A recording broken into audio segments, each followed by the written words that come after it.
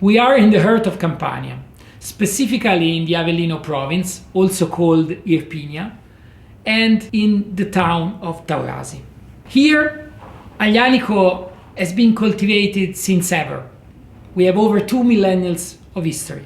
And this is why Irpinia is one of the birthplaces of the European viticulture. The specific morphology of the soils, mostly sandy of volcanic origin, the great farming tradition, and the fragmentation of the vineyards made possible a small miracle: the survival of centuries-old vines and the survival of cultivation methods that disappeared almost everywhere in the European viticulture. When, between the end of the 19th century or the beginning of the 20th century, a small parasite, the Phylloxera, attacked the roots of the vines almost everywhere in Europe, this area was spared. And it was spared for two main reasons. One is that the sandy volcanic soils made it a little bit more complicated for the Phylloxera to move around. And the second is that there was no intense viticulture here. The fragmentation of the vineyards and the presence of many other cultivation in between the vines prevented the Phylloxera to spread as it did in other areas.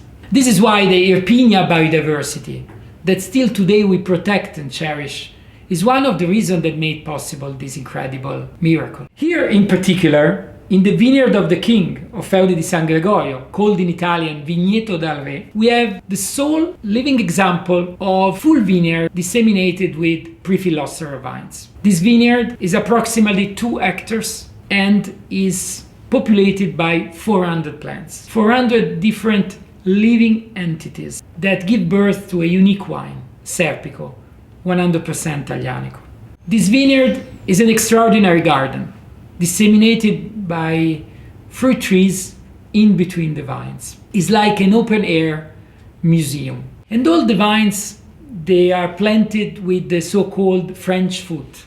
So there was no need to replace the traditional foot of the vine with the American foot resilient to the Phylloxera, specifically because these plants were able to survive the Phylloxera in the first place. These vines not only every year produce an extraordinary fruit, but they are a living proof on how the nature can self-regulate, specifically in difficult times, specifically facing the climate change that is happening at increasingly fast pace at the current time.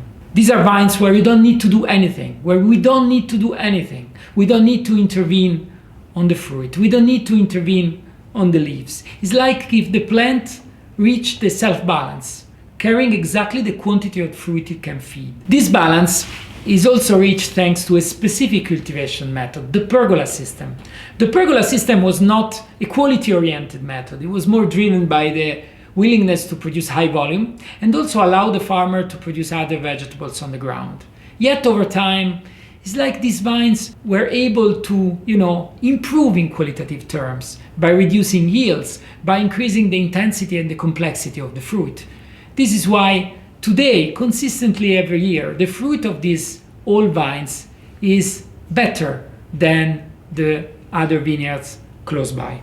And this is also depicting kind of a new story for this cultivation method. With the support of some university and research institute, we are understanding that this method can be better suited to face the climate change consequences and also the unexpected, rainfalls and hailstorms that are increasingly happen over the past few seasons. Using these biotypes in all our new vineyards, in particular in the highest area of Taurasi, the Castelfranci region, indeed close to the town of Candriano, is helping us to reproduce this incredible genetic wealth and this incredible variety of biotypes in all our new vineyards. And these new vineyards, even if they are not cultivated with the pergola, and even if the vines are young, they prove to be more resilient to climate change and to the parasites attack than the similar age vineyards that come from, the classic selected clones. This is why this vineyard is not just an incredible symbol of our past, but it's also a present treasure and kind of a pathway for our future.